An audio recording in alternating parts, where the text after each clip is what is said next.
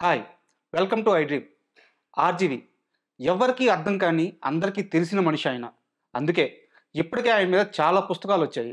తాజాగా యువ రచయిత యనమల ప్రకాష్ ఓ బుక్ తీసుకొచ్చారు. ఆ బుక్ పేరు 'రామ్ గోపాలాయనం'. వినడానికి చాలా ఇంట్రెస్టింగ్‌గా ఉంది కదూ! ఆ రచయిత ఇప్పుడు మనతో పాటు స్టూడియోలో ఉన్నారు. ఆయన్నడిగి మరిన్ని విషయాలు తెలుసుకుందాం. ప్రకాష్ గారు నమస్తే అండి. హాయ్. 'రామ్ గోపాలాయనం' నేమ్ చాలా ఇంట్రెస్టింగ్‌గా ఉంది. రామాయణం సౌండింగ్‌కి కొంచెం దగ్గరగా ఉంది. బుక్‌కి ఈ పేరు పెట్టడానికి భయమనిపించలేదా? భయమనిపించలేదండి. ఎందుకంటే, ఎవరి యొక్క జీవన విధానాన్ని, లేదంటే ఎవరి యొక్క ప్రయాణాన్ని మనం వాళ్ళ పయనం అని అంటాం. సో, రాముని యొక్క జీవన విధానాన్ని, రాముని యొక్క నడవడికని, లేదంటే దారిని రామాయణం అన్నారు. అలా ప్రతి ఒక్కరికి వాళ్ళ వాళ్ళ పయనం ఉంటుంది. అలాగే 'రామ్ గోపాల్ వర్మ' గారి యొక్క జీవన విధానాన్ని, ఆయన యొక్క థాట్ ప్రాసెస్‌ని, ఆలోచన విధానాన్ని నేను 'రామ్ గోపాలాయనం' అని అనాలనుకున్నాను. హ్మ్. కానీ మీరడిగిన ప్రశ్నలో ఉందంటే, రామాయణము, 'రామ్ గోపాలాయనం' రైమింగ్ ఒకేలా ఉంది గదా! ప్రాబ్లమ్ అవ్వదా అనే ఉద్దేశంతో మీరడుగుతున్నారు. యెస్. యెస్. కానీ ఇక్కడ రాముని యొక్క క్వాలిటీసు, లేదంటే రాముని యొక్క జీవన విధానంలో ఉన్నటువంటి ప్లాట్ పాయింట్సు, 'రామ్ గోపాల్ వర్మ' గారి యొక్క జీవన విధానంలో ఉన్న ప్లాట్ పాయింట్సు సిమిలర్‌గా ఉన్నాయి. ఎలా అంటే, సింపుల్‌గా రామాయణం అంటే శ్రీరాముడు తండ్రి మాట జవదాటకుండా అడవులకు వెళ్ళి అక్కడ ఎన్నో కష్టాలు కోర్చి అక్కడున్నటువంటి సుగ్రీవుడు, వానర సైన్యంతో సావాసం చేసి, రాక్షస సంహారం చేసి, రాజుగా పట్టాభిషిక్తుడయ్యి, అవును. చివరికి రాజ్య పరిపాలనలో రాజు ఎలా ఉండాలో దేశ ప్రజలకు చెప్పడంలో భాగంగా భార్య వియోగం చెందాడు. ఇది క్లుప్తంగా. ఇప్పుడు 'రామ్ గోపాల్ వర్మ' గారి యొక్క జీవన విధానం కూడా తీసుకుంటే, తండ్రి మాట గౌరవించి సిద్ధార్థ ఇంజినీరింగ్ కాలేజ్‌కి వెళ్ళి అక్కడున్నటువంటి సత్యేంద్ర లాంటి మిత్రులతో కావచ్చు, ఫెడరిక్ నీషే, డెకార్టే, అయాన్ రాన్ లాంటి యొక్క మహా మేధావుల యొక్క పుస్తకాలతో సహవాసం చేసి, తనలో ఉన్నటువంటి రాక్షస లక్షణాలు అనగా అసూయ, ద్వేషము, లేదంటే కార్పణ్యాలు, వైషమ్యాలు లాంటి వాటిని సంహరించి 'శివ' సినిమాతో దర్శకుడిగా పట్టాభిషిక్తుడయ్యి, ఆ తర్వాత తను నమ్మిన సిద్ధాంతాన్ని కావచ్చు, తన ఆలోచన విధానాన్ని కావచ్చు, చెప్పడంలో భాగంగా తన వాళ్ళకి ఇబ్బంది రాకుండా ఉండడం కోసం గూడా సరే, భార్య వియోగం చేసుండొచ్చు. సో, క్లుప్తంగా ఇక్కడ, అక్కడ ఉన్న కొన్ని ప్లాట్ పాయింట్స్ ఏంట్రా అంటే, తండ్రి మాట జవదాటకపోవడం, కొత్త ప్రదేశాలకు వెళ్ళడం, అక్కడ అనేక ఇబ్బందులు ఎదుర్కోవడం, కొత్త వాళ్ళతో సావాసం చేయడం, రాక్షస సంహారం. అక్కడ రావణాసురుడు రాక్షసుడు అనుకుంటే, ఇక్కడ మనిషిలో ఉన్నటువంటి ఇది కలియుగం కదా! మనలో ఉన్న మన రాక్షస గుణాలను సంహరించుకోవడం. కుళ్ళు లేదా అసూయ, ద్వేషము ఇలాంటివి సంహరించుకోవడం, భార్య వియోగం చెందడం, పట్టాభిషిక్తుడవ్వడం ఇలాంటివన్నీ కూడా ఉన్నాయి. వీటితో పాటు శ్రీరాముడు ప్రశాంతంగా ఉంటారు. కోపం రాదు. ఎంతటి కష్టాన్నైనా ఎదుర్కొనేటువంటి తత్వం శ్రీరాముని యొక్క లక్షణం. ఎగ్జాక్ట్. మనం చూసామంటే రేపు ఉదయం మనకు పట్టాభిషిక్తుడు అవుతాడు అనుకున్నాంగా, ఈరోజు అడవిలోకెళ్ళాలంటే కూడా దాన్ని ఆహ్వానించాడు. అవును. ఎక్కడ కోపము గాని, ప్రశాంతత కోల్పోవడం గాని లేదు. నిజాయితీ, ముఖ్యంగా నిజాయితీ. 'రామ్ గోపాల్ వర్మ' గారు గూడా అత్యంత నిజాయితీపరుడు. అది మనకందరికి తెలిసిన విషయమే. ఎలాంటి సమస్యలొచ్చినా, ఎన్ని కేసులున్నా ఎప్పుడు ప్రశాంతతను కోల్పోరు. మనం ఆ విషయం అబ్జర్వ్ చేసాం. సో, ఒక నిజాయితీ ఉంది, ఒక ప్రశాంతంగా ఉండే తత్వం ఉంది. తర్వాతొచ్చి ఎలాంటి సమస్యలను ఎదుర్కొనేటువంటి ఒక తత్వం ఉంది. ఇక్కడ కొన్ని లక్షణాలున్నాయి. అక్కడ కొన్ని లక్షణాలున్నాయి. అలాంటప్పుడు ఎవరి జీవన విధానాన్ని వాళ్ళ ప్రయాణం అన్నప్పుడు, మనం 'రామ్ గోపాల్ వర్మ' గారి యొక్క జీవన విధానాన్ని నేను 'రామ్ గోపాలాయనం' అని అన్నాను. బాగా జస్టిఫై చేశారు. ప్రకాష్ గారు బుక్ స్టార్టింగ్‌లో ఒక 3 లైన్‌లు రాశారు. 'రాముయిజం నా మతం, రాము నా దేవుడు, కానీ నేను నాస్తికవాదిని' అన్నారు. మతం అంటున్నాడు, దేవుడు అంటున్నాడు, మళ్ళీ నాస్తిక అంటున్నాడు. అంటే ఏంది ఇది ఎక్కడ పోల్చి ఖచ్చితంగా. చూస్తే వేరు ఆ వేరుగా ఆ ఉన్నాయి. 3 వాక్యాలు అందరికీ అర్థమైతాయో లేదో నాకు తెలీదు గానీ, అర్థం చేసుకుంటే నాకు చాలా సంతోషం. నేను మొదట వాక్యంలో ఏమో 'రామ్ గోపాల్ వర్మ నా దేవుడు, రామోయిజం నా మతం, కానీ నా మత సిద్ధాంతం నాస్తికత్వం' అని నేను చెప్పాను. అవును. అంటే మొదటి 2 వాక్యాలని నేను మూడో వాక్యంతో కొట్టేస్తున్నాను. ఓకే. అంటే నేను కూడా 'రామ్ గోపాల్ వర్మని' దేవుడిని చేయలేదు. నేను కూడా గుడ్డిగా ఒక కల్టులో భాగంగా పిచ్చిగా దేవుడిని చేసి ఆరాధించట్లేదు. థాట్ ప్రాసెస్‌ని చెప్పడం కోసం, ఎంతగా ప్రభావితం చేశాడో అని చెప్పడం కోసం నేను ఆ వాక్యం చెప్పాను. అంటే ఓవరాల్‌గా నాస్తికత్వం అంటే దేవుడిని నమ్మకపోవడం గావచ్చు, లేదంటే తన ఇండివిడ్యువాలిటీని నమ్మడం అవ్వచ్చు, ఎవరిని దేవుడిగా భావించకపోవడం అవుతుంది. సో, ఇక్కడ గూడా నేను ఆర్‌జీవిని ఫాలో అవ్వకుండా ఆయనలో ఉన్నటువంటి ఒక థాట్ ప్రాసెస్‌ని నా జీవితానికి ఎలా ఉపయోగపడుతుందో, ఎక్కడెక్కడ అవసరమో అక్కడ మాత్రం ఉపయోగించుకున్నాను. కానీ అది గొప్ప థాట్ ప్రాసెస్ కాబట్టి దానికొక వాల్యూ ఇవ్వడంలో భాగంగా అలా చెప్పాను. సో అందుకే అందులో రాశాను.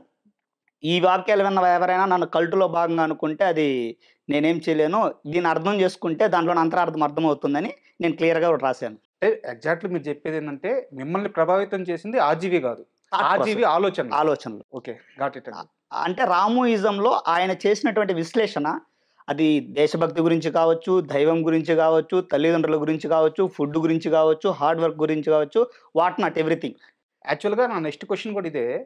మీ బుక్ మొత్తం చూసుకున్నట్టయితే 'రామ్ గోపాల్ వర్మ' సినిమాల గురించి గాని, ఆయన అనుభవించిన స్టార్‌డమ్ గురించి గాని, ఎక్కడా గూడా మీరు ఆ సినిమాల జోలికి, వాటి జోలికి ఎళ్ళలేదు. వెళ్ళలేదు. ఆయన ఆలోచనా విధానము, వాటి మీద ఎక్కువ ఫోకస్ చేశారు. అవును. అంటే మిమ్మల్ని ఎక్కడ మీరు అంతలావున ఎక్కడ ప్రభావితం అయ్యారు? ఖచ్చితంగా. నాకు 'ఆర్‌జీవి' గారి సినిమాలు ఎప్పుడు చిన్నప్పుడు కూడా ఎక్కేది కాదు. ఆ 'సత్య' గావచ్చు, 'రంగీలా' గావచ్చు, నాకెప్పుడు అంతగా అట్రాక్ట్ అయిన వ్యక్తిని కాదు. 2009, 10 ఆ టైమ్ పీరియడ్‌లో 'సాక్షి ఫండే'లో 'ఆర్‌జీవి' గారి గురించి ఒక కాలమ్ వచ్చేది. అది నేను చూసి చూడకుండా పక్కకు తిప్పేసేవాడిని. అంటే 'ఆర్‌జీవి' గారి మీద నాకు ఎలాంటి ఆలోచన అప్పుడు లేదు. ఒకరోజు వినాయక చవితికి కొన్ని ట్వీట్స్, అంటే దానికన్నా ముందు బెజవాడ రౌడీల సందర్భంగా ఒక ఇంటర్వ్యూలో, బెజవాడ రౌడీలంటే బెజవాడలో మొత్తం రౌడీలు ఉన్నారని మీనింగ్ వస్తుందని మీరు అంటున్నారు గదా! మరి 'అసెంబ్లీ రౌడీ' అని సినిమా తీశారు. అప్పుడు అసెంబ్లీలో రౌడీలు ఉన్నారంటారా అని ఆర్‌జీవి గారు క్వెషన్ వేస్తారు అవతల ప్రేక్షకుల్ని. సో, అక్కడ నాకు లాజిక్ కనెక్ట్ అయింది. ఆ తర్వాత బుక్ ఫెయిర్‌కి వెళ్తాను. బుక్స్ చదవడం నాకు అలవాటు. అంటే మరీ ఎక్కువ కాకపోయినా అప్పుడప్పుడు చదవడం అలవాటు. అక్కడ 'నా ఇష్టం' పుస్తకంలో కొన్ని కొటేషన్స్ నన్ను బాగా ఆకర్షించాయి. అంటే, "ఈ ప్రపంచాన్ని ఇరిటేట్ చేయాలంటేనే నువ్వెప్పుడూ సంతోషంగా ఉండు. చాలామందికి నువ్వు పక్కనోళ్ళు సంతోషంగా ఉంటే భరించలేరని" ఒక ట్వీట్ ఉంటుంది. తర్వాతొచ్చి, "నేను నాస్తికుడిని. ఎందుకంటే దైవాన్ని అర్థం చేసుకున్నాను" అని ఒకటుంటుంది. ఇంకో చోట, "ఈ ప్రపంచం మొత్తాన్ని దేవుడే సృష్టించుంటే దెయ్యాన్ని ఎందుకు సృష్టించినట్టు? ఒకవేళ దెయ్యాన్ని దేవుడు సృష్టించకపోతే ఇంకెవరు సృష్టించినట్లు?" ఇలా ఉంటుంది. ఇవన్నీ గూడా మనిషిలోని అంటే వినాయకుడి మీద కొన్ని ట్వీటులు చేశారు. శివుడి మీద కొన్ని ట్వీటులు చేశారు. అవును. ఈ ఈ రామోయిజం థాట్ ప్రాసెస్‌లో అన్నిట్లలో మనం అబ్జర్వ్ చేశామంటే, సత్యం పలకడం, నిజాయితీగా ఉండడం, తర్వాతొచ్చి తార్కికంగా ఆలోచించడం, లాజికల్‌గా థింక్ చేయడం, ప్రతిదాన్ని ప్రశ్నించడం, గుడ్డిగా గొర్రెలా ఫాలో అవ్వకుండా నిజాన్ని నువ్వు తెలుసుకొని, నీకు ఉపయోగపడేదాన్ని నువ్వు ఆస్వాదించు అని చెప్పడం, ఉన్నటువంటి ఎగ్జిస్టెన్స్ సిస్టమ్‌ని క్వెషన్ చేస్తూ ముందుకు వెళ్ళేటువంటి ఒక తత్వం కనిపిస్తుంది.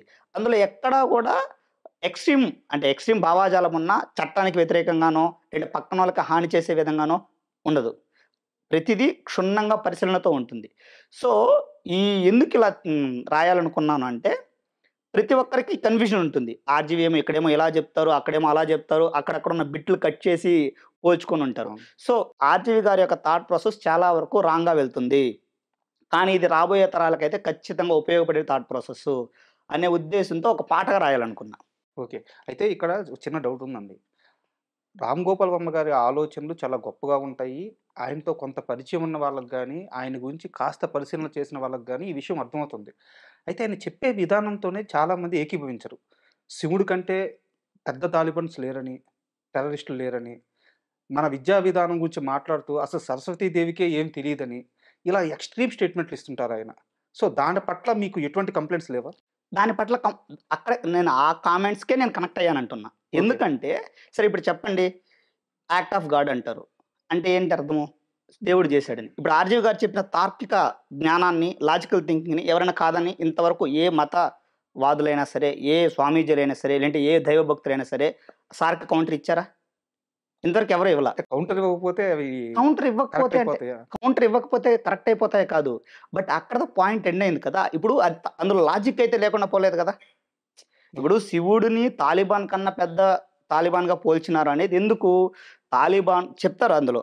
తాలిబాన్‌లు మాత్రమే ఏ మాత్రం విచక్షణ లేకుండా అందరిని చంపేస్తారు.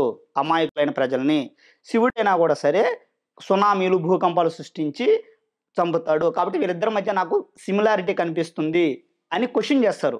ఈ సిమిలారిటీ ఏంటని క్వెషన్ జేస్తారు. ఆ సిమిలారిటీ ఎవరు ఎక్స్‌ప్లెయిన్ చేయలేదు గదా! ఇక్కడ దేవుడి మీద కామెంట్ చేశారా? లేదంటే ఎడ్యుకేషన్ సిస్టమ్ మీద కామెంట్ చేశారా? అనే దానికన్నా థింక్ చేస్తున్నారా లేదా? మనల్ని థింక్ చేసే విధంగా ఆలోచింపజేస్తున్నారా లేదా? ఆయన అందులో ఆలోచనలో లాజిక్ ఉందా లేదా? ఇప్పుడు నేను ఆ పాయింట్స్‌కి నేను కనెక్ట్ అయ్యాను. ఆ లాజిక్‌కి నేను కనెక్ట్ అయ్యాను. ఎందుకంటే ద ఎవరికీ తెలీదు. నిజంగా దేవుడు ఉన్నాడా తెలీదు, లేడా తెలీదు. ఎవరి నమ్మకాలు వాళ్ళవంటారు. కానీ ఇక్కడ ప్రతిదాన్ని క్వెషన్ చేస్తున్నారు. ప్రతిదాన్ని ఆలోచిస్తున్నారు. ఆ థాట్ ప్రాసెస్ నాకు అందులో వాటి మీద ఎలాంటి కామెంట్స్ లేవు. ఇంకా చెప్పాలంటే అవే నన్ను ప్రభావితం చేసాయి బుక్ రాయడంలో భాగంగా. ఎందుకంటే వీటిని అందరూ తప్పుగా అర్థం చేసుకుంటున్నారు. వీటిని మనం చెప్పాలి. ఇప్పుడు ఇందులో భాగంగానే నేను ఒక కామెంట్ రాసా. దేవుడని ఆయనున్నాడు. అందరూ చూస్తూ ఉంటారు. అందరిని చూస్తూ ఉంటాడు అంటారు.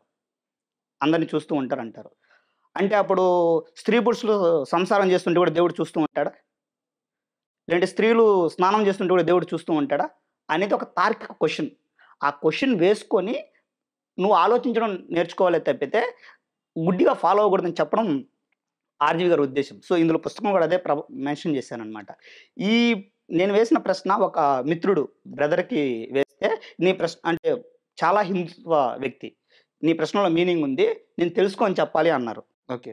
సో, అంటే దాని అర్థమేమి? ఎవరికో ఆలోచించే శక్తి ఉన్న వాళ్ళకి ఆర్‌జీవి కామెంట్‌లు కావచ్చు, ఇప్పుడు నేను చెప్పిన క్వెషన్స్ కావచ్చు, సెన్సిబుల్‌గా అనిపిస్తున్నాయి. కానీ వాటికి ఆన్సర్స్ లేవు గాబట్టి, వాటికి ఆన్సర్‌లు వెతికే ప్రయత్నం ఆపేసి, ఆర్‌జీవి గారి మీద ఒక కాంట్రోవర్షియల్ పర్సన్ గానో, లేదంటే వివాదాస్పద వ్యక్తిగానో ముద్ర వేస్తున్నారు. ఓకే. మీ మాటలన్నీ వింటుంటే మీరు ఆర్‌జీవికి చాలా గ్రేటెస్ట్ ఫ్యానో, ఫాలోవరో ఏదో ఎనీథింగ్. ఫ్యాను గాదు, ఫాలోవర్ ఫాలోవర్ గాదు. నేను ఈ పుస్తకంలో చెప్పినట్టు, నేనెక్కడో ఆలోచించే ప్రయత్నం చేస్తున్నప్పుడు, నేను ఆలోచించడం మొదలుపెడుతున్నప్పుడు, ప్రపంచాన్నో, జీవితాన్నో అంతో ఇంతో తెలుసుకునేటువంటి తరుణంలో బయట ప్రపంచంలోకొచ్చినప్పుడు, ఆయన నాకు మరింత సహాయపడ్డాడు. సహాయపడ్డాడు. సో, అక్కడ మీ ప్రేమ గాని అంతా అర్థమవుతుంది. హ్మ్. కాకపోతే పుస్తకంలో మొదటి అధ్యాయంలోనే 'వర్మ కర్మణ' అని టైటిల్ పెట్టారు. ఆ! అంటే ఏందది కర్మణ అంటే? హ్మ్. అందరూ అయ్యో! కర్మరా స్వామి ఈయనిట్లా అనేసి అనుకుంటా అంటారు. నేను వర్మ కర్మ కాదు. ఓకే. అంటే అందులో రాశాను. ఒక హుక్ లైన్ కూడా తీసుకున్నాను. వర్మగాడు, కర్మగాడు అన్నాను. అంటే గాడు అంటే ఇక్కడ ఎవరైనా సింగులర్‌గా ఏకవచనంతో సంబోధించాను అనుకోవచ్చు. లేదంటే గాడు అనే నెగెటివ్ తిట్టుడుగా అనుకోవచ్చు. అక్కడ అది కాదు. ఆడ 2 రకాల అర్థాలున్నాయి. ఒకటి గాడు అంటే దేవుడు అనే మీనింగ్ వస్తుంది. ఓకే. 2 తెలంగాణలో అది గాదురా బై, ఇది గాదురా బై, అవును. అంటే కాదు అని చెప్పాల్సిన చోట గాదు అని వాడతారు. సో, వర్మగాడు కర్మ కాదు అని చెప్పడంలో భాగంగా వర్మ కర్మణ అని పెట్టి అది పెట్టాను. మరో చాప్టర్‌కొచ్చేలకే దిగంబరుడు అని పేరు పెట్టారు. మామూలుగా దిగంబరుడు అంటే మనం శివుడిని అలా పిలుచుకుంటాము. హ్మ్. సో, ఇక్కడ మీరు దిగంబరుడు అని పెట్టడానికి కారణం ఏంటి? దిగంబరుడు అంటే లిటరల్ అర్థము నగ్నంగా ఉన్న వ్యక్తి అని. సో, నేను ఎందుకు ఇక్కడ దిగంబరుడు అని అన్నానంటే, మనిషిలో ఉన్నటువంటి నగ్న సత్యాలని నెట్ట నిలువున నడి రోడ్లో నిలబెట్టి చూపిస్తాడు ఆర్‌జీవి గారు. ఓకే. అది ఏదైనా సరే. మనం స్వార్థంగా లేము అనుకుంటాం. కానీ ప్రతి ఒక్కరు స్వార్థంగా ఉంటారు. అది ఆయన ఆర్‌జీవి బాహాటంగా చెప్తారు. మనము కుళ్ళు లేదనుకుంటాం. ప్రతి ఒక్కరికి కుళ్ళు అనేది ఎక్కడో ఒక చోట ఉంటుంది. కానీ మనం ఒప్పుకోము. అవును. మనం ఒక అమ్మాయిని సెక్సువల్ దృష్టితోనే చూస్తాం. లేకపోతే ప్రేమ కలగదు. అది ఎవరికైనా అర్థమవుతుంది. అట్రాక్ట్ అవుతాం. కానీ నేను అట్రాక్ట్ అవ్వలేదు మనసుకని చెప్తాం. కానీ ఆయన దాన్నన్నిటిని బాహాటంగా పెడతాడు. ఇంకోటి పక్కన అంటే కొన్ని ఎగ్జాంపుల్స్ కూడా ఇచ్చాను. ఆ బుక్ చదివితే అర్థమవుతుంది. ఇవి 2. అంటే మనిషిలో ఉన్నటువంటి హిపోక్రసీతో ఆత్మవంచన చేసుకొని మనిషి పైకి ఒకలాగా పైపైన మెరుగులతో లోలోన ముసుగులతో ఒక ఆవు లాంటి మొహం కప్పుకొని పులిలాగా ఉండే వ్యక్తుల యొక్క నిజ స్వరూపాలని ఆర్‌జీవి గారు నిట్ట నిలువున బయటపెడతారు కాబట్టి, ఆ నగ్న సత్యాలు చెప్తారు కాబట్టి, ఆ నగ్న సత్యాలకి రిప్రజెంటేటివ్‌గా దిగంబరుడు అనే పేరు పెట్టాను. సూపర్ అండి. యాక్చువల్‌గా బుక్ చదువుతున్నప్పుడు కొంత దూరం వెళ్ళాక అసలు మీరు కూడా ఆర్‌జీవిలాగే అనిపించారు నాకు. ఓకే. ఎందుకంటే లేదు ఆర్‌జీవి గారు కాదు. ఆర్‌జీవి గారి దగ్గర ఉన్న అంతో ఎంతో జ్ఞానాన్ని, తార్కిక శక్తిని, ప్రశ్నించే తత్వాన్ని నా జీవితాన్ని ఉపయోగించుకునే ప్రయత్నం చేస్తున్న వ్యక్తిని అంతే. ఎందుకంటే పెళ్లి ఈక్వల్ టు చావు అని చెప్పి ఒకటి పెట్టారు. అవును. అంటే కరెక్ట్‌గా ఆయన కూడా ఈ మాటలే చెప్పారు. మీరు దానికి ఏందంటే ఎక్స్‌ప్లనేషన్ కూడా ఇచ్చారు. సో, అసలు ఆ చాప్టర్ రాయాలని ఎందుకు ఆ! అనిపించింది? పెళ్లి ఈక్వల్ టు చావు అనేది నా స్టేట్మెంట్ కాదు. హ్మ్. అది ఆర్‌జీవి గారి రాజీవ్ స్టేట్మెంట్. గారిది అవును. ఆర్‌జీవి గారి స్టేట్మెంట్‌ని ఎలా చూడాలి? ఇప్పుడు ఈ పుస్తకం యొక్క ప్రధాన అంశం కూడా ఏందంటే, ఆర్‌జీవి గారు చేసినటువంటి అనేక రకాల కామెంట్‌లు, వివాదాస్పద వ్యాఖ్యలు, ఆలోచనలు, అభిప్రాయాలని మనం ఎలా చూడాలి? ఎలా అర్థం చేసుకోవాలి? వాటిని మనం మన జీవితానికి ఉపయోగించుకుంటే ఎలాంటి లాభాలుంటాయి? ఎలా ఉపయోగించుకోవచ్చు? అంటే థాట్ ప్రాసెస్ నువ్వు ఎలా చూడాలి? ఎలా ఉపయోగించుకోవాలి? అని చెప్పడంలో ఉద్దేశమే ఈ యొక్క పుస్తకం యొక్క ప్రధాన ఉద్దేశ్యం. సో, ఇప్పుడు పెళ్లి ఈక్వల్ టు చావు అన్నప్పుడు, అయ్యో! పెళ్లి ఈక్వల్ టు చావు అనేసాడా? అని రియాక్ట్ అవ్వకుండా ఎందుకన్నాడు? పెళ్లి ఎందుకన్నాడు? ఏ ఉద్దేశంతో అన్నాడు? పెళ్లి చేసుకోకపోతే ఎలా ఉంటుంది లైఫ్? పెళ్లి చేసుకుంటే ఎలా ఉంటుంది లైఫ్? అలా ఆలోచించుకొని ఎవరికి వాళ్ళకిష్టమైనటువంటి ఒక నిర్ణయాన్ని తీసుకోవడం ఉత్తమమే కానీ, పెళ్లి చేసుకోకపోతే ఏదో కొంపలు మునిగిపోయినాయని ఆయనేదో పెళ్లి ఈక్వల్ టు చావు అంటే మనం లబోదిబోమని కొట్టేసుకోవడం కరెక్ట్ కాదు. అందుకే ఈ పుస్తకంలో చాలా వివరంగా ఏం చెప్పానంటే, పెళ్లి చేసుకొని సంతోషంగా, ఆనందంగా ఉన్నవాళ్ళు కూడా ఉన్నారని చెప్పాను. అవును. భార్యల సహకారంతో, భర్తల సహకారంతో ఎదిగిన కపుల్స్ ఉన్నారని చెప్పాను. అదే విధంగా పెళ్ళెందుకు చేసుకున్నానురా మొర్రో అని బాధపడుతున్న వాళ్ళు మన కోకొల్లలు ఉన్నారు. ఉన్నారు.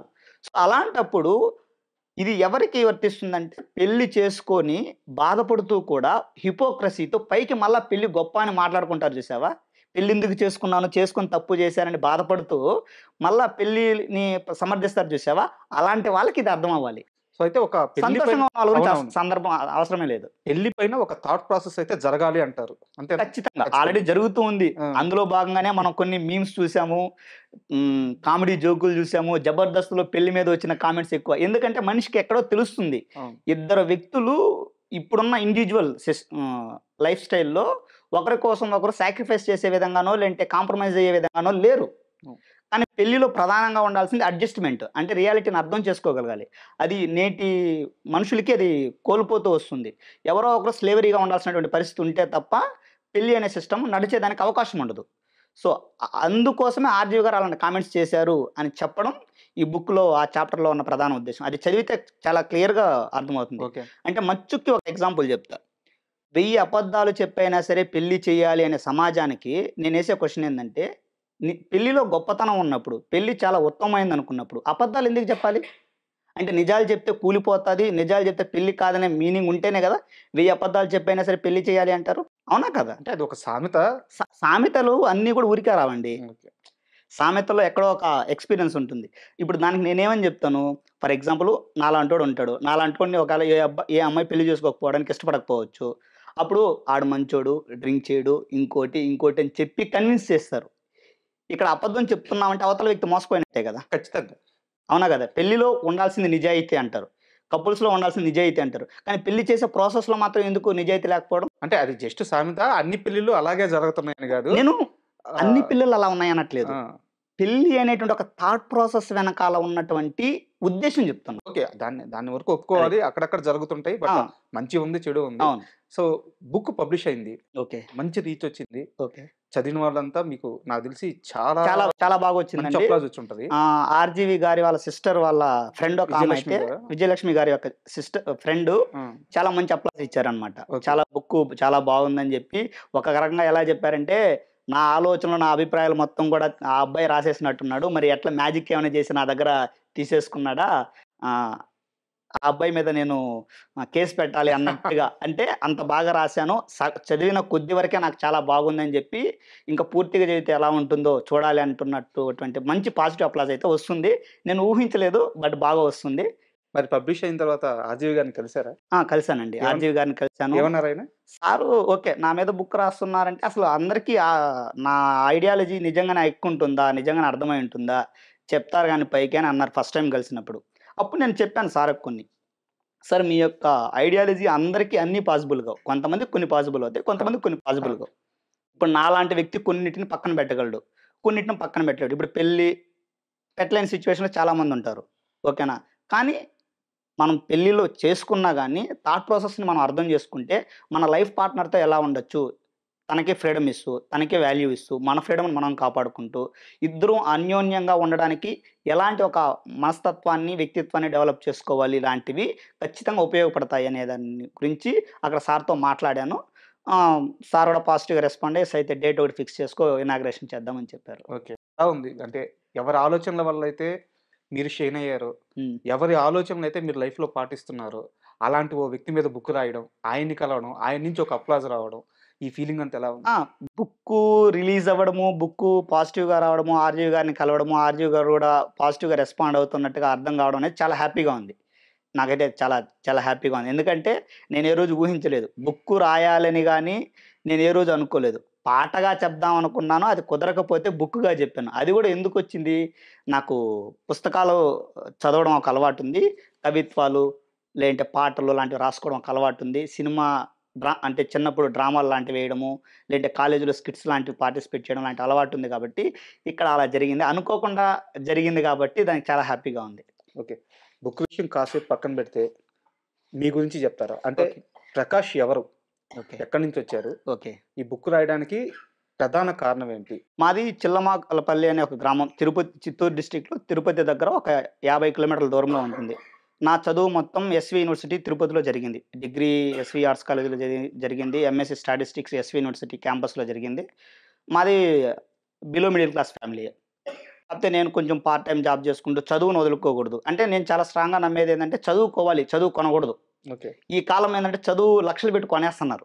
హ్మ్. సో, నాకు చదువుకోవడంలో భాగంగా పార్ట్ టైమ్ జాబ్ చేసుకుంటూ చదువుకి ఉపయోగించుకునే విధంగా నేను రూపాయి సంపాదించుకుంటూ చదువు కంప్లీట్ చేసిన తర్వాతే నాకు ఆర్‌జీవి గారి యొక్క భావాజాలం అర్థమైంది. అంతకుముందుకు నాకు తెలీదు. ఆహ్, సో, అది నా ఫ్యామిలీ బ్యాక్‌గ్రౌండ్. ఇక మీరు నెక్స్ట్ ఇంకోటేమో జాబు. జాబ్. జాబొచ్చి విప్రోలో డేటా సైంటిస్ట్ వర్క్ చేస్తున్నాను. ఓకే. విప్రోలో డేటా సైంటిస్ట్ లీడ్‌గా వర్క్ చేస్తున్నాను. అది చాలా బావుంది.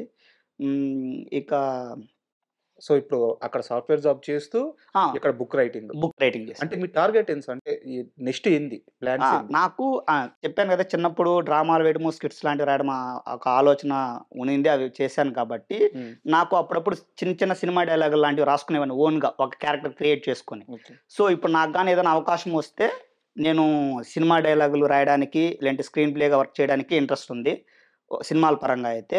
అట్ ద సేమ్ టైము యాక్టర్‌గా గూడా నాకు ట్రై చేయాలనేటువంటి ఒక కోరికుంది. ఎందుకంటే నేను సినిమా డైలాగులు ఫంక్షన్స్‌లో అలా ఇలా చెప్పేవాడిని కాబట్టి, ఎక్కడో నా పొటెన్షియల్ ఉందని నేను నమ్ముతున్నాను. బట్ అది ఎంతవరకు కరెక్టో ఫ్యూచర్ చెప్పాలి. అదొక ఇంట్రెస్ట్ ఉంది. అలాగని జాబ్‌ని పక్కన పెట్టాలని లేదు. జాబ్ చేసుకుంటూ ఎందుకంటే నేను సర్వైవ్ అవ్వాలంటే నాకు జాబ్ ఇంపార్టెంట్ కాబట్టి జాబ్ చేసుకుంటూ బెంగుళూరులో ఉంటాను యాక్చువల్‌గా. సో, ఎప్పుడన్నా ఏదైనా పనున్నప్పుడు ఇప్పుడు ఇంటర్వ్యూలున్నాయని ఇలా వచ్చాను మీరు పిలిచారని ఇట్లా వచ్చి చేసుకొని వెళ్తూ ఉంటాను. ఇది నా బేసిక్ లైఫ్ స్టైల్. మళ్ళీ మీ బుక్ విషయానికొస్తే, హ్మ్. ఈ మధ్య నేను ఒక స్టేట్మెంట్ చూసాను. ఈ దేశంలో స్వాతంత్రం వచ్చింది ఒక్క ఆర్‌జీవికి మాత్రమే అని ఒక స్టేట్మెంట్ అవును. ఎక్కడో అవును. విన్నానో గుర్తులేదు. అవును. మీ బుక్‌లో గూడా అదే పెట్టారు. స్వతంత్రుడు అని చెప్పి ఒక అవును. అధ్యాయం పెట్టారు. సో, అది ఎందుకు రాయాలనిపించింది? ఇప్పుడు స్వేచ్ఛ అంటే ఏంటి? తనకు నచ్చినట్టు తను బ్రతకడం. అంటే నాకు నచ్చినట్టు నేను బ్రతుకుతానని చెప్పి పక్కనోళ్ళ యొక్క స్వేచ్ఛను హరించడమో, లేదంటే పక్కనోళ్ళ మీద దాడి చేయడమో, వాళ్ళని బాధ పెట్టడమో స్వేచ్ఛ అవ్వదు. అది నేరం అవుతుంది. ఓకేనా? ఆర్‌జీవి గారు ఎప్పుడు స్వేచ్ఛగా ఉంటారనడానికి సింపుల్ ఎగ్జాంపుల్ ఏంటంటే, ఆయన ఎలా అనుకుంటే అలా బ్రతుకుతారు. ఏమనుకుంటే అది చెప్తారు. ఎవరేమనుకుంటారేమో అంటే ప్రాక్టికల్‌గా మనకు ఎఫెక్ట్ ఉండదు. కానీ వాళ్ళేదో మనసులో ఏదో అనుకుంటారు. పక్కింటోళ్ళు, ఎదిరింటోళ్ళు ఏదో మన గురించి తప్పుగా, చెడుగా అనుకుంటారనుకోని, మనం కొన్ని కొన్ని పనులు చేయకుండా ఆపేస్తాం. కానీ ఆర్‌జీవి గారు అలా చెయ్యరు. సో, ఆయన ఉదయం లేచి ఆయనే చెప్తారు. ఉదయం లేచినప్పటి నుంచి రాత్రి పడుకునేంత వరకు నాకేదనిపిస్తే అది చేస్తాను. దాని పర్యవసానాలు ఏవైనా నేను ఫేస్ చేస్తానంటారు. ఇంక అంతకన్నా గొప్ప స్వేచ్ఛ ఎవరికుంటుంది? అవును. మనం అందరం ఎక్కడో ఒక చోట అది ఎఫెక్ట్ అవుతామేమో, మనం నష్టపోతామేమో, మనం బాధపడతామేమో, లేదంటే వాళ్ళేమన్నా అనుకుంటారేమో మనం ఆపేస్తాం. కానీ ఆయన అలా కాదు గదా! Let the face the consequences if it is problem అనుకునేసి ముందుకెళ్తూ ఉంటారు. సో, ఆయన అనుకున్నట్టు ఆయన బతుకుతున్నారంటే దాని అర్థం ఇంక స్వేచ్ఛగా బతుకుతున్న వ్యక్తే.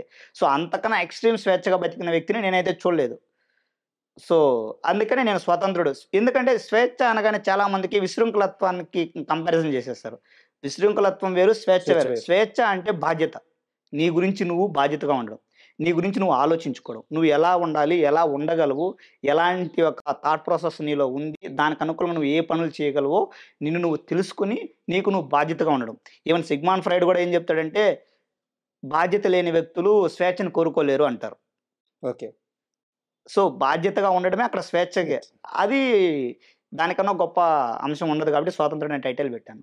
ఇంకోటి మీ బుక్‌లో బాగా ఇంట్రెస్టింగ్ అనిపించిన పాయింట్ ఏందంటే, ఆర్‌జీవి స్త్రీ లోలుడా, స్త్రీ అభ్యున్నతి కోరుకునేవాడా అని చెప్పి ఒక లైన్ రాశారు. ఇంతకీ ఎవరాయన? ఖచ్చితంగా ఫెమినిస్టే అని జెప్తాను. ఓకే. పర్వర్ట్ అయితే కాదు. ఓకే. ఎందుకు కాదు అంటే, మనం చర్యల్ని చూడడం కంటే గూడా, ఒక పని జరుగుతున్నప్పుడు, లేదా ఒక పని చేస్తున్నప్పుడు, ఆ చర్యల్ని చూడడం కంటే గూడా, ఆ చర్య వెనకాల ఉన్న ఇంటెన్షన్ ఏమై ఉంటుందో చూడాలి. అంటే ఇప్పుడు 'ఆర్‌జీవి' గారికి నిజంగా స్త్రీలోలుడైతే, మీడియా ముఖంగా చెప్పబడలేదు. ఆయన బయట చేసుకోవచ్చు. అవును. ఓకేనా? అవును. లేదో నిజంగా స్త్రీలోలుడు, స్త్రీలంటే విపరీతమైన ఆరాధన ఉండొచ్చు. అదే ప్రతి ఆరాధన ఒక్కరికి వేరు. ఆరాధన వేరు. స్త్రీలోలుడు వేరు. అవును. వీడియోలు చేయబడలేదు. ఇంకో రకరకాల సమాజానికి మింగుడు పడిన వీడియోలు లాంటివి చేయబడలేదు. ఎందుకు చేస్తుండొచ్చు? అయ్యా! స్త్రీకి కూడా ఫ్రీడమ్ ఇవ్వాలి. స్త్రీని కూడా మనిషిగా చూడాలి. నువ్వు పైకేమో అది మంచిది కాదు, అది తప్పు, అది భూతు అనుకుంటూ లోపలేమో నువ్వు ఆనందం ఫీల్ అవుతూ ఉంటావు. అలా ఉండకూడదు. నీకు ఆనందాన్ని ఇచ్చేదాన్ని నువ్వు గర్వంగా చెప్పుకో. అదేమీ పాపం కాదు అనే ప్రాసెస్‌లో సెక్స్‌ని లేదా స్త్రీని హ్మ్. ప్రస్తావిస్తూ ఉంటారు. అంతే తప్పితే స్త్రీలోలుడైతే కాదని నేను నమ్ముతున్నాను. నేను దగ్గరగా చూడలేదు. కానీ ఒక అంత పెద్ద స్థాయికి వెళ్ళిన వ్యక్తికి పని పాట పక్కన పెట్టి స్త్రీల వెంట పడాలనే కోరిక ఉంటుందనైతే నేను అనుకోను. ఇప్పుడు ఒకటుంది. మీటూ ఉద్యమం అని ఒకటి నడుస్తుంది. ఇప్పుడు అన్ని ఇండస్ట్రీల్లో వాళ్ళ వాళ్ళ ఎక్స్‌పీరియన్స్ హీరోయిన్స్ చెప్తున్నారు. ఆర్టిస్ట్‌లు, హీరోయిన్స్ చెప్తున్నారు. చాలా బ్యాడ్ ఎక్స్‌పీరియన్స్ వాళ్ళు ఫేస్ చేసున్నారు. తెలుగులోనూ అలాంటి కామెంట్స్ చాలామంది చేశారు. చాలామంది ఆ తప్పులు చేశారు. బట్ 'ఆర్‌జీవి' గారు ఇంతమంది ఆర్టిస్ట్‌లని పరిచయం చేశారు గానీ, ఏ రోజు 'ఆర్‌జీవి' గారు మాతో ఈ తప్పుగా ప్రవర్తించారని చెప్పిన ఆర్టిస్ట్ లేరు. అది. అదే చెప్తున్నా. 'ఆర్‌జీవి' గారు దగ్గర పనిచేసిన స్త్రీలే ఒకవేళ ఆయన మీద నిందలు వేయాలనుకుంటే కావాలని అబద్ధపు నింద కూడా వేయొచ్చు. అవును. కానీ అలా కూడా వేయలేదంటే లేదు. ఆయన యొక్క వ్యక్తిత్వము స్త్రీల పట్ల, ఆయన స్త్రీలని గౌరవించే విధానము, ఆరాధించే తత్వము మనకిక్కడ అర్థమవుతుంది. ఇది చూడకుండా మనము లేదంటే దీన్ని అర్థం చేసుకునే ప్రయత్నం అండర్ కరెంట్‌లో, అండర్ లేయర్‌లో ఉన్న విషయాన్ని చూడకుండా పైన ఆయన కామెంట్ అలా చేశారు, ఈయన ఇలా చేశారు అంటే మనం అక్కడే ఆగిపోతాం. అది ఎందుకు చేస్తారు? పురాతన కాలంలో దేవాలయాల మీద బూతు బొమ్మలే ఉన్నప్పుడు అవును. ఓకేనా? అందమైనటువంటి చిత్రాలు పెట్టుకుంటే దాన్ని మనం పర్వర్షన్ అనో, స్త్రీలోలుడనో చూడడము, అనుకోవడం అనేది నిజంగా మన యొక్క మూర్ఖత్వానికో, లేదంటే అజ్ఞానానికో చిహ్నం. అయితే ఇక్కడ నాది అంటే మీరు 'ఆర్‌జీవి' ఆలోచనల్ని చాలా సీరియస్‌గా ఫాలో అయ్యే మనిషి గాబట్టి, నా డౌట్ అడుగుతున్నాను. 'ఆర్‌జీవి' గారు ఒకసారి ఒక మాట అంటారు. స్త్రీని తీసుకొచ్చి వంటింట్లో పెట్టేసి, ఆమె జన్మంతా వంటకి మీరు అంకితం చేసేస్తే, ఆమె ఆలోచనలు ఎక్కడుంటాయి? ఆమె జీవితంలో ఎలా ఎదుగుద్ది? ఆమె జీవితంలో ఏం సాధిస్తది? కాబట్టి వంట అసలు చేసుకోవద్దు అంటారు. వంట అసలు చేసుకోవద్దంటారు. అంటే ఆయన స్టేట్మెంట్‌ని పక్కన పెడితే, స్త్రీని పర్టిక్యులర్ పనికి పరిమితం చేయొద్దు అని. చాలా గొప్ప స్టేట్మెంట్ ఇది. అవును. ఇదే 'ఆర్‌జీవి' అంతకంటే ఎక్స్‌ట్రీమ్‌కెళ్ళిపోయి, ఒక అమ్మాయి పాదాలకు ముద్దు పెట్టడము, ఇలాంటివి చేస్తుంటారు. సో, ఇలా చేసినప్పుడు ఇంత మంచి చెప్పిన 'ఆర్‌జీవిని' గుర్తుపెట్టుకుంటారా? అంత బ్యాడ్ చేసిన 'ఆర్‌జీవిని' గుర్తుపెట్టుకుంటారా? అది బ్యాడ్ అని మీరనుకుంటున్నారు. నేనేమంటున్నానంటే, స్త్రీ అంటే దేవత, స్త్రీ అంటే సౌందర్యము, నేను ఆరాధిస్తున్నాను, మనం ఆరాధించాలి, గౌరవించాలి అని చెప్పడంలో భాగంగా ఒక ఫిజికల్ జెస్చర్‌తో మీరు చెప్పిన స్త్రీ పాదాలను ముద్దు పెట్టుకోవడం చేశాడని అంటున్నాను. నేను ఈ పుస్తకంలో రాశాను. అవును. ఉంది. ఓకే. స్త్రీ పాదాలు ముద్దు పెట్టుకున్నందుకు 'ఆర్‌జీవి' గారు ఒక బ్యాడ్ యాక్టివిటీ అన్నారు. మరి ఫస్ట్ నైట్ రోజు భర్త పాదాలు మొక్కాలి అని చెప్పినప్పుడు, స్త్రీకి చెప్పినప్పుడు అది ఏ విధంగా మంచి యాక్టివిటీ అవుతుంది? నేను జస్ట్ అడుగుతున్నాను. నాకు మీకు నాకు మీకు తెలీదు. పెళ్లయిందా? లేదండి. ఇప్పుడు ఎంతమంది కాళ్ళకి దండం పెడుతున్నారనుకుంటున్నారు మీరు? ఇప్పుడు గురించి నేను చెప్పట్లేదండి. చూడండి ఇప్పుడు పెడుతున్నారా, పెట్టట్లేదా నేను అనట్లేదు. ఒకప్పుడు మన సాంప్రదాయంలో ఉన్నటువంటి ఒక తత్వాన్ని అంటే ఇప్పుడు స్త్రీ కాళ్ళకి అది ఆయన వ్యక్తిగతం. నేను దాన్ని పాయింట్ చేయను. అది ఆయనకి నచ్చి చేశారు. అది మంచా, చెడా అనే దాని మీద నేను కామెంట్ చేయను. నేనేమంటున్నానంటే ఈ బుక్‌లో కూడా రాశాను. ఇప్పుడు గుళ్ళో దేవతకి పొర్లుదండాలు పెడతాం. అంటే ఏంటి? దేవతగా భావించినట్టు అని అర్థం. అవునా? ఇక్కడ భర్తకి కాళ్ళు మొక్కుతాం ఫస్ట్ నైట్ రోజు. అంటే ఏంటి? భర్తే దేవుడని మొక్కుతున్నట్టు అని అర్థం. అప్పుడు స్త్రీని కాళ్ళను ఆర్‌జే గారు మొక్కుతున్నారంటే స్త్రీని దేవతగా భావిస్తున్నారు, ఆరాధిస్తున్నారని అర్థం. ఆ అర్థంలో చూడాలి. అందుకోసమే నేను ఇప్పుడు ఈ 3 ఎగ్జాంపుల్స్ తీసుకున్నాను. ఇది మాత్రం ఒక బ్యాడ్ యాక్టివిటీ అని చెప్పో, లేదంటే మనం చేసేదేదో గుడ్ యాక్టివిటీ అని చెప్పి అనుకోవడం ఎంతవరకు కరెక్టో నాకైతే తెలీదు. ఓకే. ఫైనల్‌గా 'ఆర్‌జీవి' గురించి ఆలోచించే మనుషులు 3 రకాలుగా ఉంటారు. ఒకటి ఆయన్ని ఎప్పటికీ ఆరాధించే మనుషులు. ఒకప్పుడు ఆయన్ని ఆరాధించి ఆయన సినిమాల వల్ల ఇప్పుడు వదిలేసిన మనుషులు. 3 ఎప్పటికీ ఆయన్ని ద్వేషించే మనుషులు. ఈ ముగ్గురికి మీ బుక్ గురించి ఏం చెప్పాలనుకుంటున్నారు? ఆ! ఎప్పటికీ ఆరాధించే వాళ్ళ గురించి నేనేమి పెద్దగా చెప్పబలే. అది ఎవరిష్టం వాళ్ళది. ఒకవేళ వాళ్ళకి ఆలోచన మార్చుకోవాలనిపిస్తే మార్చుకుంటారు. మార్చుకోకుండా కూడా ఆరాధిస్తారు. ఓకేనా? అది వాళ్ళకి ఆరాధించే లక్షణాలు కనిపిస్తే ఆరాధిస్తారు. లేదంటే లేదని నేను అనుకుంటున్నా. ముఖ్యంగా ద్వేషించే వాళ్ళకి మాత్రం నేను ప్రధానంగా చెప్పాలనుకుంటున్నదేంటంటే, ఎవరిని ద్వేషించబల్లేదు. ఎవరి వ్యక్తిగతం వాళ్ళది. ఎవరి పర్సనల్ లైఫ్ వాళ్ళది. మనకు నచ్చింది ఏదన్నా ఉంటే మనం తీసుకుంటాం. మనకు నచ్చంది లేదంటే పక్కన పెట్టేయాలి. ఇప్పుడు నేను 'ఆర్‌జీవి' గారు 'అశూ రెడ్డి' గారి కాళ్ళకి నమస్కరించాడు, లేదంటే ముద్దులు పెట్టాడని చెప్పి నేనైతే చేయను. ఓకే. నేనైతే చేయను. నేనక్కడ ఏం జూసాను, స్త్రీని గౌరవించాలి, లేదంటే దేవతగా చూడాలనే ఉద్దేశంతో ఆయన చెప్పాడు. అదొక అది నాకు ఆరాధనా భావంగా భావంగా చూస్తారు. చెప్పుంటాడు. ఓకే. చెప్పుంటాడేమో! నాకైతే నేను మాట్లాడలేదు కదా దాని గురించి. ఓకే. నేననుకుంటున్నా. అది నాకు అన్నెసెసరీ పాయింటు. నేనేం జూస్తాను, నాకు రామయిజంలో క్వెషనింగ్ నేచర్ గావచ్చు, లేదంటే నీకు సక్సెస్ కోసం ప్రయత్నించడం కంటే పని చేయడంలో ప్రయత్నం చెయ్యి అని చెప్పడం గావచ్చు, ఆనందం కోసం పని చెయ్యి, ఆనందంగా పని చెయ్యి అని చెప్పడం గావచ్చు. ఏవైతే నా జీవితానికి ఉపయోగపడతాయనుకుంటానో వాటిని నేను ఉపయోగించుకుంటాను. సో, మీ బుక్‌లో అలాంటి ఈ ఎలిమెంట్స్ ఉన్నాయా? బుక్కులో అవే ఉన్నాయి. ద్వేషించే వాళ్ళకి, లేదంటే అసహించుకునే వాళ్ళకి పాజిటివ్‌గా ఎలా అర్థం చేసుకోవాలి? పాజిటివ్‌గా అర్థం చేసుకుంటే మనకెలాంటి ఉపయోగం ఉంటుంది? మనం ఎలాంటి ఒక లైఫ్ స్టైల్‌ని అర్థం జేసుకోవచ్చు అనేదొకటే చెప్పున్నా. ఈ బుక్‌లో ఉంది. అదైతే అంతో ఇంతో ద్వేషించే వాళ్ళకి ఈ బుక్కు కొంతమందికైనా పాజిటివ్ ఫీలింగ్‌ని కలిగిస్తుందనైతే నేను నమ్ముతున్నాను. ఇప్పుడు బుక్‌కి గూడా అలాంటి అప్లాజే వస్తుంది. ఇప్పుడు బుక్ ఎక్కడ అవైలబిలిటీ ఉందండి? బుక్కు అమెజాన్‌లో దొరుకుతుందండి. అమెజాన్‌లో దొరుకుతుంది. ఓకే. ఫ్రీ డెలివరీ చార్జెస్‌తో దొరుకుతుంది. ఓకే. తర్వాత వచ్చి ఇప్పుడు విజయవాడ బుక్ ఫెయిర్‌లో దొరుకుతుంది. Okay. Next coming Tirupati book ఫెయిర్‌లో కూడా దొరుకుతుంది. ఓకే. నా నంబరు 9966060693 ఈ నంబర్‌కి కాల్ చేసినా గానీ ఫ్రీ డెలివరీతో చేసేస్తానండి. సో, బుక్ అయితే ప్రస్తుతానికి ఈ ప్లేసెస్‌లో దొరుకుతుంది.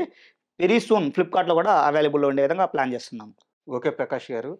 మీ రాతలే గాదు, మీ మాటలు గూడా చాలా అందంగా ఉన్నాయి. అయ్యో! మీరు భవిష్యత్తులో ఇంకాస్త మీరేమైతే అనుకుంటున్నారో వాటన్నిటిని అచీవ్ చేయాలని, మరోసారి మిమ్మల్ని ఇంకో పెద్ద స్థాయిలో ఇంటర్వ్యూ చేయాలని కోరుకుంటున్నాము. ఖచ్చితంగా థాంక్ అండి. You. Thank you so much అండి.